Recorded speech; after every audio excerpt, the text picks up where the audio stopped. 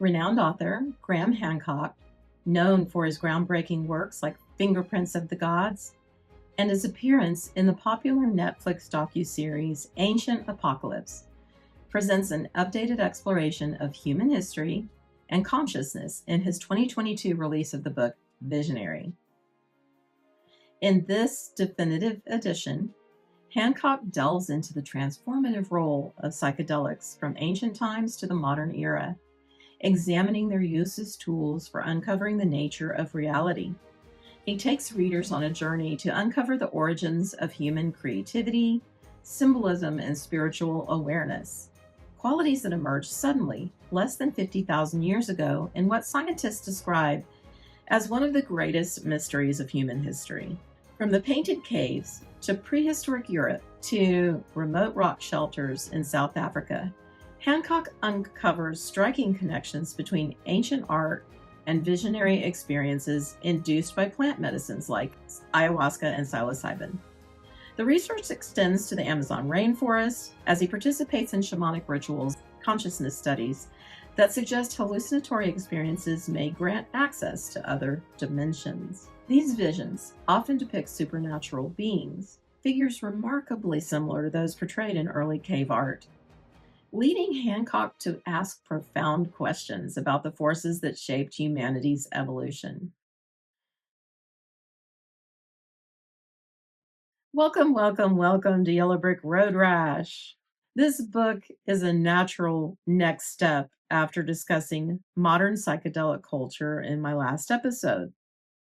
I wanted to ground that conversation by exploring humanity's ancient relationship with plant medicine, hoping it might shed light on what kind of relationship we are called to have with it today. At the same time, I want to dig deeper into why this topic feels so relevant in this moment and provide context for the kinds of experiences most people report when in altered states. Remember, there's many ways to reach altered states of awareness. We've touched on near-death experiences, out-of-body experiences, OBEs, the gateway process, breath work, meditation, plant medicines. Over time, we'll dive deeper into each of these. But for now, I felt it was important to explore the impact entheogens have had on human development throughout history. Were plant medicines the only tools early shamans used, though?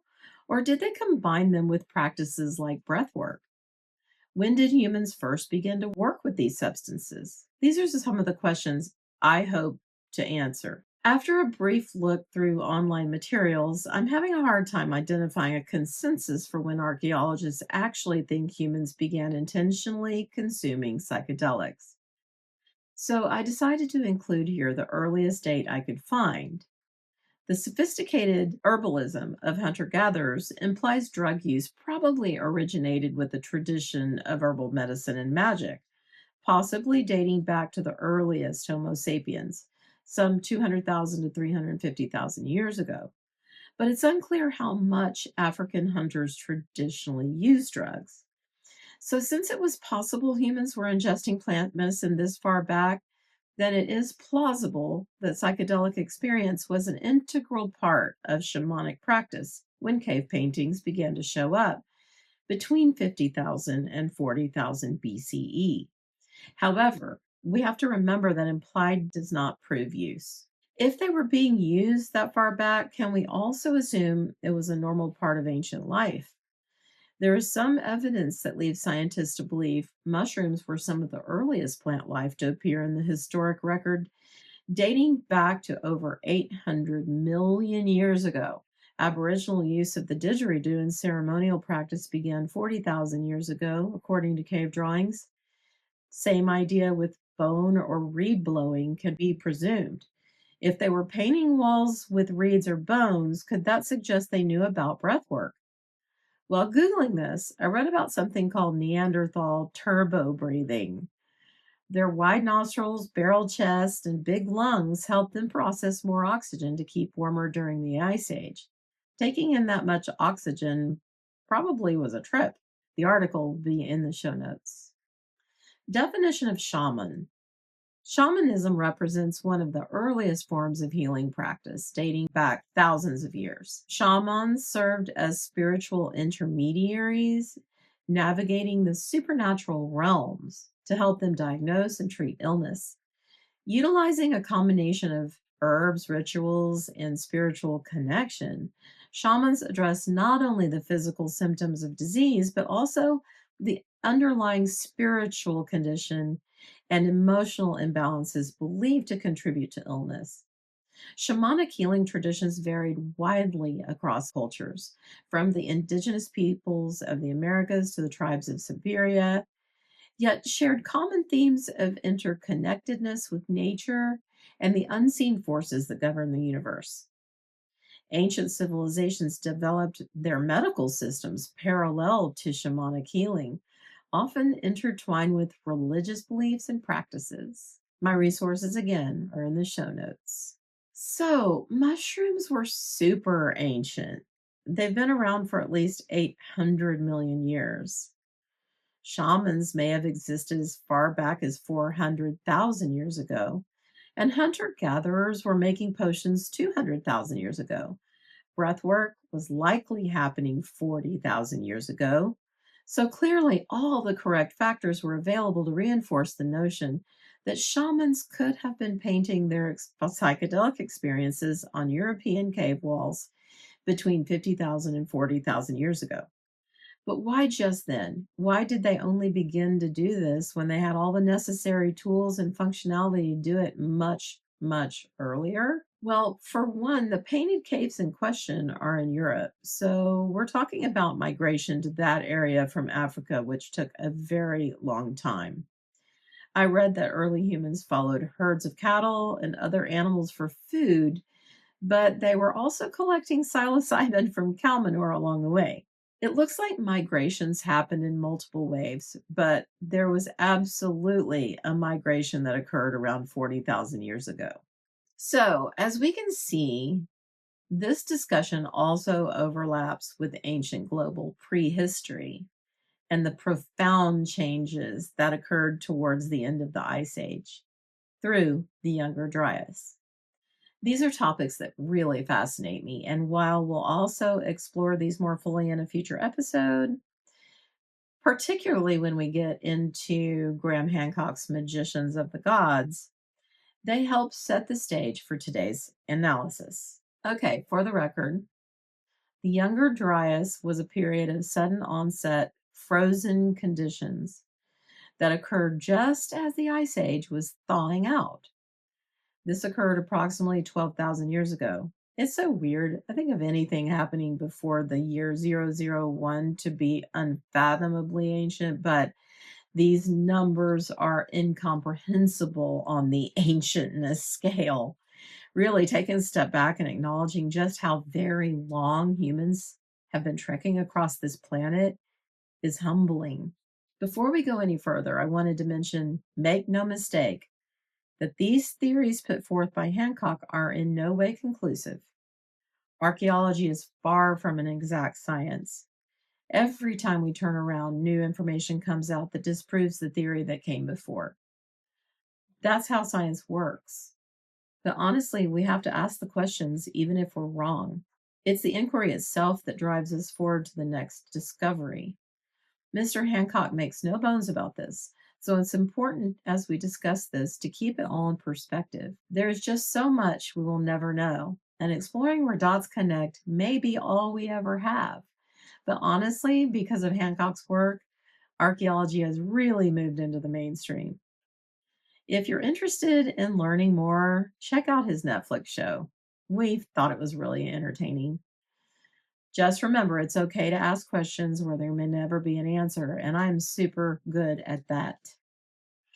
One of my goals for this channel remains, and that is to inspire you to explore ideas outside your comfort zone. By doing so, not only might you discover something that intrigues you unexpectedly, but you'll also engage in healthy mental exploration, one that can help reset your default mode network. This is the part of the brain that drives us toward rumination and worry when we're at rest. While survival mode has its place, for sure, Living in that state perpetually, unnecessarily, can cause stress and harm. We need to give ourselves permission to shift out of that mode and into a space of curiosity and openness. If you're new here, welcome. I encourage you to check out my earlier episodes after finishing this one. Each video builds on the last, and there's a broader plan behind it all that I don't want you to miss. To get alerts, of course, subscribe to the channel. We don't know much about life 50,000 years ago, but something I heard in a podcast stuck with me. Even ancient humans had specific roles within their communities, and it was crucial that all necessary roles were represented. It took organizers, protectors, healers, and hunters, each contributing to the survival of the group. Somehow, I had this idea that early humans were just so primitive they had no organization, that they operated more like animals. But 50,000 years ago, Homo sapiens sapiens already existed, anatomically identical to us. At the same time, I believe they were deeply collaborative. They understood that their strength came from working together, which brings me back to the notion of Wetiko, a topic I explored in 2 episodes. These early humans had distinct roles, yet they relied on each other in a way that seems almost idealistic today. But then there was also a chief and a shaman, figures of distinct authority. I imagine the chief concerned with the well being of the tribe as a whole, while the shaman focused more on the individual, maintaining balance in a way that echoes the long standing tension between king and bishop, government and church. It's uncanny that this structural organization is as old as we are, still woven into the fabric of our society today. As we examine prehistoric cave paintings as evidence of an evolutionary leap into behavioral modernity, I can't help but wonder if this also marked the emergence of class awareness. On one hand, I can see how vital it was to have just one person experience with psychedelics, someone who could communicate with spirits and heal. But if these humans were just like us, surely some realized that the shaman wasn't the only one capable of accessing that knowledge. I wonder, did the shaman forbid others from experimenting with unknown plants under the guise of safety? If cave paintings mark the dawn of behavioral modernity, it stands to reason that they also reflect the same tensions we navigate today. Which, of course, reminds me of Silo and The Matrix and so many other films. My mind wanders, sorry, but I look at this cave art and think they must have all been enthralled by it once they realized what they could do. Which makes me wonder, was the shaman the access point to that experience, the only access point? Anyway, our focus here is the shaman, that enigmatic figure of immense importance in ancient communities. At least we assume so. When do we find the first hard evidence of shamanic practice? The earliest confirmed shamanic burial, offering clear proof, dates back to the early Upper Paleolithic, around 30,000 years ago, in what is now called the Czech Republic. But that's just the earliest we've found. If Graham Hancock and others are even remotely correct, future discoveries will likely push that date back thousands of years. Sanskrit scholar and comparative mythologist Michael Witzel suggests that global mythologies, and with them shamanic beliefs, originated from two ancient population groups: the Gondwana lineage, dating back roughly 65,000 years, and the Laurasian lineage, emerging around 40,000 years ago. So while we may not have direct evidence of shamanic practices predating the Upper Paleolithic, the potential was certainly there. And honestly, we may never find that evidence, even if it does exist. But that's okay. So, who were shamans? They were spiritual leaders that acted as a conduit between man and the spiritual worlds on behalf of the community to influence things like hunting, healing, the weather. They did this often through altered states of consciousness induced by ritualistic psychedelic use, dancing, chanting, and I believe breath work. They were also knowledge keepers, myth makers, and learned how to manipulate their natural world to aid in their practices. I want to add here that I believe some of their rituals were intended to be enticing and compelling exercises that swept the tribe up into a fury of belief. I mean, a little bit of flair never hurt the set and setting, right? Essentially invoking the positive aspects of a placebo effect on top of whatever true benefit the medicine had in it. The shaman would have wanted everyone to believe in his medicine first and foremost. Let's take a minute to explore the knowledge keeper and myth maker aspect of shamanism by looking at Professor Marvel, the traveling medicine man Dorothy meets before her journey to Oz. If shamans were potion makers and healers who, at least in part, relied on the placebo effect induced by belief, could Professor Marvel and other traveling medicine men be considered part of that same lineage? Radical, I know, but I think about it in a distinctly Western way. I think the connection holds. The ones who were truly tapped into their craft shared many of the same qualities. Of course, there were and still are frauds, dangerous ones even, but not all shamans were good shamans either. Some were outright unhinged, likely from ingesting too many toxic plants. Foraging definitely has its risks. But could Professor Marvel's wise and seemingly coincidental act of sending Dorothy back into the storm have been the principal catalyst for her awakening? At first glance, it seems like a case of bad timing, but perhaps it wasn't an accident at all. And perhaps the storm was both physical and metaphorical. While I've always considered the literal physical tornado as the driving force, Marvel's suggestion that Dorothy needed to return home because Aunt Em was heartbroken created an emotional storm within her. This internal conflict between her yearning for freedom and her attachment to home sparked a profound existential crisis. Dorothy's growing realization that her evolution and independence might alienate her from those she loves mirrors a universal tension, the struggle to reconcile personal growth with belonging. If this is the case, Professor Marvel was actually a very wise man. In The Wizard of Oz, Frank Morgan plays five distinct roles: Professor Marvel, the gatekeeper, the palace guard, the carriage driver, and the wizard himself. Was this a practical decision or did it carry deeper symbolic meaning? Given the film's rich philosophical undertones, it's hard to dismiss the possibility of intentionality. Let's look at these characters a little bit deeper. Let's start with Professor Marvel. At first glance, he seems untrustworthy, a traveling salesman, a so called medicine man. In those days, such figures were often associated with deception, selling snake oil and empty promises.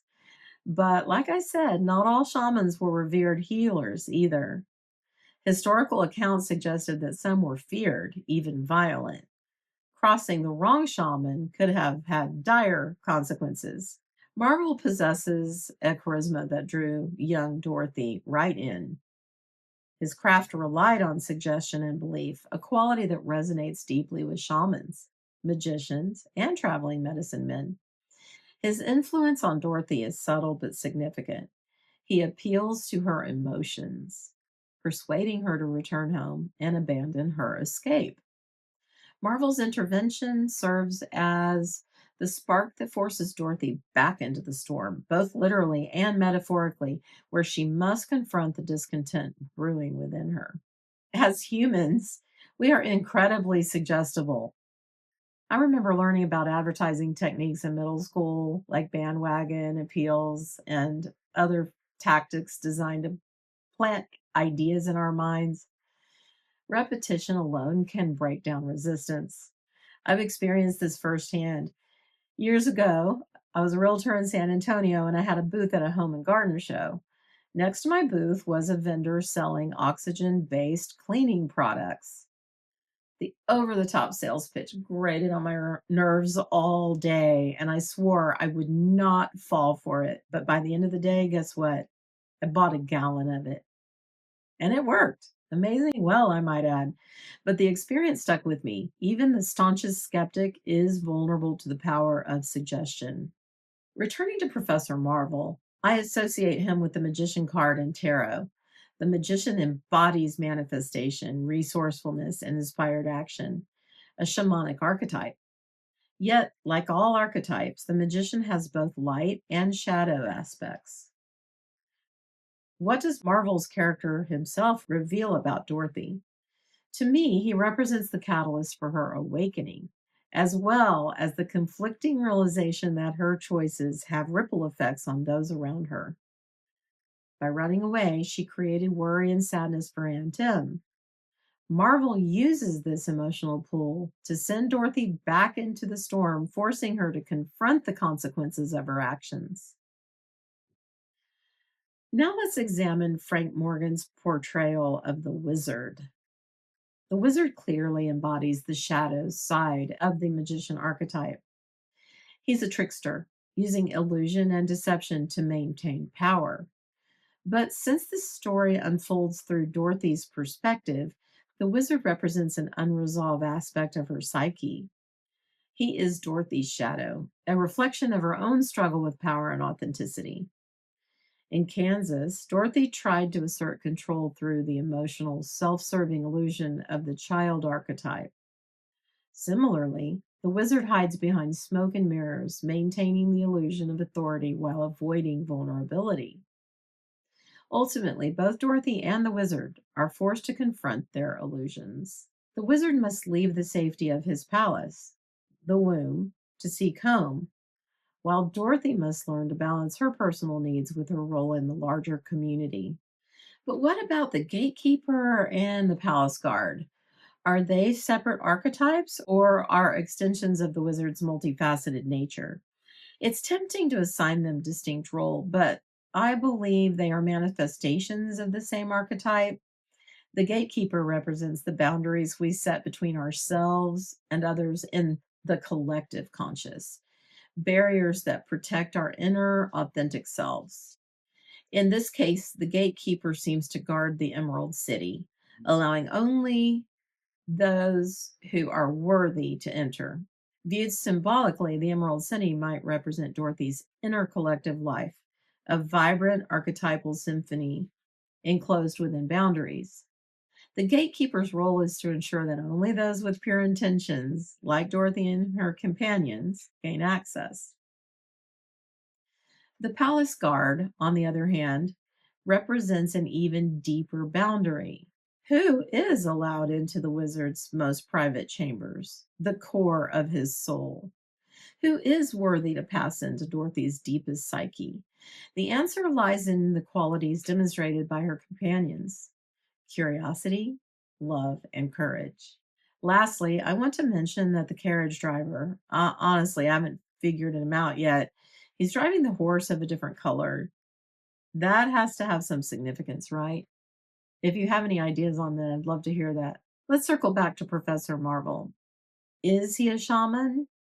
He initiates, then guides Dorothy on her journey of self discovery, much like a shaman bridges the physical and spiritual realms. Marvel's actions reflect the essence of the magician archetype, using belief and intention to catalyze transformation. But I can also see how the use of Frank Morgan in different characters elucidates the notion that the shaman or guide is keeping contact or making contact with Dorothy along the way without blowing his cover. The instant she reaches the Emerald City, then again as she approaches the wizard's lair, what comes to mind is the Terminator taking over unsuspecting people's bodies to give him access to any place and time. Finally, why did the wizard leave Oz when he did? He had the balloon ready the entire time, presumably. Was it because Dorothy had exposed his deception? Or did he feel his work was done, his role fulfilled? Perhaps he just realized that the time had come for him to face his own journey home. Again, it took curiosity, love, courage, and enlightenment to peel back the curtain of revelation, to reveal the true man hidden behind the veil. These questions and many others are what make The Wizard of Oz such a rich text to explore. While I've deliberately avoided diving into Wicked or other adaptations here, I'd love to hear your thoughts. Share them in the comments or in my Discord channel through Patreon. Memberships start at $2 a month, less than a cup of coffee. Not ready to join? You can still support this channel by tipping via the Venmo QR code down in the corner. Actually, it's like that corner. Tip your storyteller. Already a member? Thank you so much for your support. Getting positive feedback helps me know I am contributing something to your life. That's what I'm here to do. In Graham Hancock's Visionary, the book draws us into the depths of human consciousness, ancient art, and the enduring mysteries that altered states provide. Even in the depths of ancient human history, Hancock opens by inviting us to step back tens of thousands of years to the era of early shamans, likely anatomically modern humans who not only guided their communities, but seemed to bridge the realms of the physical and the spiritual. Their visions, often induced by the use of powerful plant medicines such as psilocybin, were immortalized in cave paintings. These artworks, far from mere decorations, appear to be visual records of their altered states, maps of another world accessed through the mind. This is pretty awesome. Hancock builds his case with evidence from cave systems like those in Lascaux and Chauvet, France, where intricate otherworldly images are etched onto the walls. Among the depictions of animals and abstract patterns, there are recurring motifs. Hybrid beings that are part animal, part human, known as therianthropes, and mysterious, wounded human figures. These aren't random or purely symbolic. They carry striking similarities to the experiences of modern day plant medicine users, and even those who claim to have undergone alien abduction. Hancock doesn't shy away from this controversial connection. He suggests that shamans, through their use of substances like ayahuasca or DMT and psilocybin, were accessing a realm that is still accessible today, a dimension where timeless entities and shared visions reside. Are these also the basis on which the reliefs in Egyptian structures are formed? We have all seen these reliefs and heard the stories about characters from that era that were represented by, say, a birdman, Thoth, for example. The cave paintings themselves are striking in their complexity, often depicting a combination of animals, abstract patterns, and enigmatic human animal hybrids or therianthropes. These therianthropes are particularly haunting, portraying figures that blur the line between human and beast. Men with bird heads or bison torsos, evoking imagery tied to dreams, myth, or altered states of consciousness. Alongside these figures, wounded men are often depicted in ways that suggest recurring themes. They are shown with splayed limbs, pierced by spears or other weapons, and sometimes accompanied by animals. This recurring imagery speaks to universal ideas of sacrifice, death, or transformation, themes deeply woven into the human psyche. What's fascinating is the consistency across time and cultures. Many contemporary seekers who experiment with plant medicines, ayahuasca, psilocybin, and others, do report seeing the same archetypal imagery as our ancient ancestors. These also include serpents, geometric patterns, as well as the hybrid beings. Hancock proposes that these visions aren't just pure personal hallucinations. They might be encounters with a deeper layer of reality. He argues that the spirit world experienced by shamans and the visions described by alien abductees might be two sides of the same coin. a collective realm accessed through altered states, whether induced by plants, meditation, or even sleep. Hancock doesn't limit these experiences to those actively seeking them out, like shamans or modern psychonauts. He highlights the unsettling accounts of people who have been thrust into these states unwittingly, often while asleep in their own beds. These stories, often dismissed as dreams or delusions, could represent spontaneous crossings into the same otherworldly domain. It's a provocative idea that altered states aren't reserved for the mystics or the daring, but can emerge unbidden, pulling ordinary people into extraordinary realities. Was this the same in ancient times? And can we equate them with out of body experiences, which are known to happen during the sleep state? As the chapters progress, Hancock hints that these experiences might hold a key to understanding the human condition itself. Are these realms simply figments of imagination, or do they represent something deeper, a hidden aspect of our existence that our ancestors knew how to navigate, but we've largely forgotten? Forgotten because we aren't allowed to remember? He leaves us with more questions than answers. I want to postulate here that it is possible that forces that be, particularly in the Western world, have made illegal the very medicines that could drive us to a higher state of consciousness, a higher evolution, if you will, maybe on purpose. I get protecting the populace from dangerous things, but what we are finding out is that many of the drugs that became illegal were made so because of careless use. Cars can be used carelessly, but they aren't illegal. Alcohol can be used carelessly, and it isn't illegal.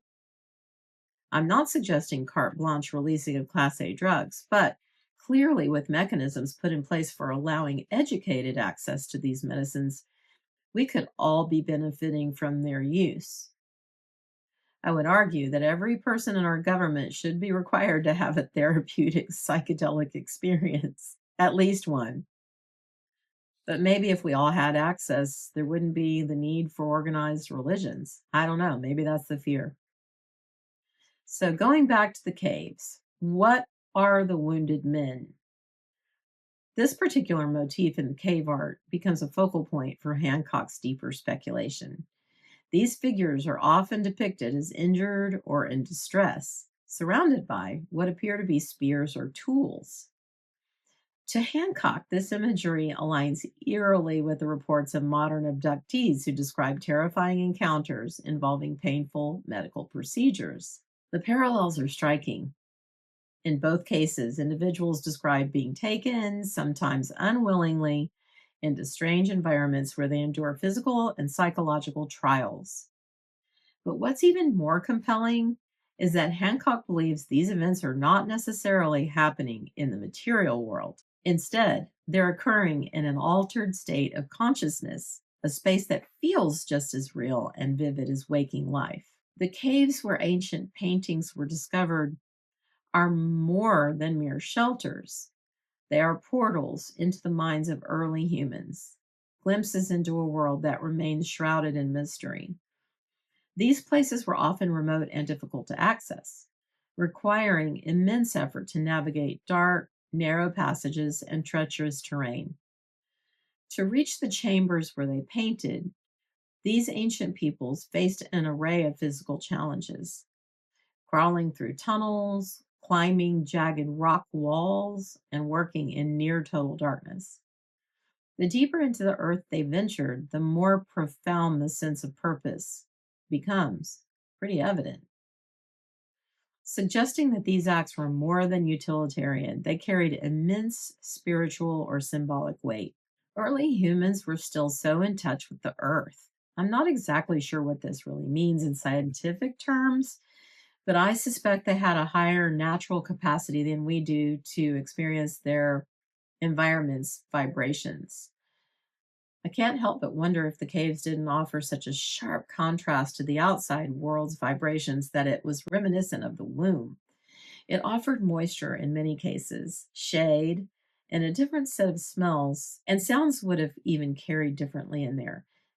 and the darkness, the sheer darkness without the light that the moon often provided. The shamans must have thought it the mouth of the earth, standing wide open as an invitation. I've been to several of the caves here in Texas. Anyone that has experienced one can say that almost immediately upon entering, you can feel the temperature drop as your senses start picking up the vibe of that strange environment. It somehow does pull you in. If you haven't been to No Name Cave or Cave Without a Name in Bernie, take the opportunity to go. You will see what I mean. You might need reservations. I just know how special those spaces must have felt. They were to be honored at minimum as a respite from the outside conditions. Did they experience a sense of wonder when they went in, or did the cave scare people? I imagine it was a both and. Apparently, the caves that were painted in were not lived in, so I suspect there was some feature about them that set them apart from the notion of housing. Now, I do think the people of those times were still nomadic, so it could have been an advantage to live in those caves, but maybe they just chose different ones. They valued the ability to pick up and move easily if necessary. Remember, this was during the last ice age, and I'm sure finding food remained a challenge. The creation of these paintings reveals astonishing ingenuity. Ancient humans used natural pigments sourced from their surroundings: charcoal for black, ochre for red and yellow, and ground minerals like manganese for other hues. They mixed these pigments with water, animal fat, or even saliva to create paints, applying them with fingers, brushes made from animal hair, or by blowing the pigment through hollow bones or reeds to create ethereal stencil like effects. These techniques showcase not just creativity, but also a deep understanding of materials and their permanence, as evidenced by the survival of these images over tens of thousands of years. Gosh, again, do we know they had an understanding of pigment permanence? If so, how do we know? Maybe it was as simple as the most intense colors lasted the longest. I would have used the most intense colors. Again, I don't know. If anyone looks this up, please share with us in the comments. Maybe the intense colors were only used by the shaman. Amongst the most poignant discoveries were footprints of children found in the caves, such as Chauvet Cave in France. These small prints tell a deeply human story that even children were part of these journeys into the darkness, bearing witness to rituals or perhaps participating in ways we can only imagine. It speaks to a communal activity, a shared experience that bridged generations. But I have to ask, how do we know children aren't the primary artists? Maybe they were initiates. And in case you were wondering, it appears both men and women acted as shamans. But I'm still grappling with what was the prerequisite for eating plant medicine and then painting the experiences? Was that only for the tribal shaman, or could anyone in the tribe engage in it? I could see a scenario where the shamans also sent out less important members to try the plants, maybe children, tasters, if you will. Maybe they were the painters. Let's talk a minute about life expectancy. I read that it was probably around the age of 30 on average. What would have been the skill or cognitive level of a child then around the age of 10 or 12? I can totally see how a child could have more easily navigated the cave structures, which were often quite small. They could have climbed better, been more agile, and perhaps even had better eyesight in darkness. Many 12-year-olds today can paint quite well. There isn't any data on this as far as a general search can tell me, so it's pure conjecture on my part, but it's an interesting question. Adult shamans have been well documented.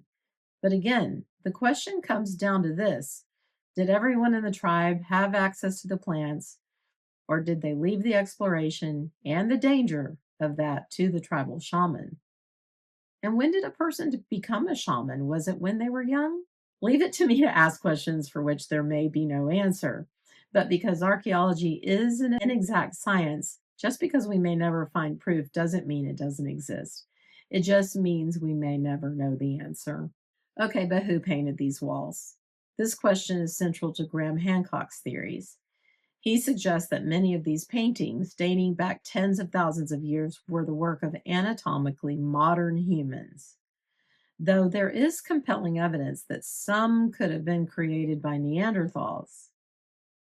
The oldest known cave art, such as those in El Castillo in Spain, date back at least 40,000 years, straddling the time when Neanderthals and modern humans coexisted. The Ice Age, spanning roughly 115,000 to 11,700 years ago, created harsh environments that likely drove early humans to develop innovative survival strategies. The Younger Dryas, occurring between 12,900 and 11,700 years ago, marked a sudden return to glacial conditions after a warming period, which Hancock believes was a pivotal time for human consciousness and cultural evolution. Okay, so here's the punchline. Hancock theorizes that the shift from anatomically modern humans to behaviorally modern humans, those capable of abstract thought, symbolic representation, and complex social structures, hinges on the emergence of cave art. These paintings, he argues, mark a turning point in human evolution, the moment when our ancestors began to externalize their inner worlds. The act of creating these images was not merely artistic, it was transformative, an outward manifestation of a deep inner change. Hancock sees this as evidence of humanity's first steps into symbolic thinking, laying the groundwork for spiritual and religious practices. At the heart of this information and transformation, Hancock places the shamanic use of plants to achieve altered states of consciousness. He posits that the use of psychoactive substances enabled early humans to access visionary experiences, inspiring the creation of the therianthropes and otherworldly images found on cave walls. These altered states, he suggests, were humanity's first encounters with the sacred, a bridge between the physical and spiritual realms. The paintings themselves became the tangible expressions of these encounters, the foundation of humanity's first religious acts. In Hancock's view, this fusion of visionary experience and the symbolic representation was the dawn of behaviorally modern humanity, a leap that forever changed the trajectory of our species. I am putting a link of a website that provides some refutation in the show notes. Check it out if you want. So, what will usher in our next leap, our next evolution? Asking for a friend. Well, that's a wrap for today, my folks. Boy, my brain is on fire with questions, but that's what I'm hoping you get out of these explorations, a sense of wonder and awe about our world and our amazing humanness. We are more than our parts combined, and I truly believe that we have incredible untapped potential.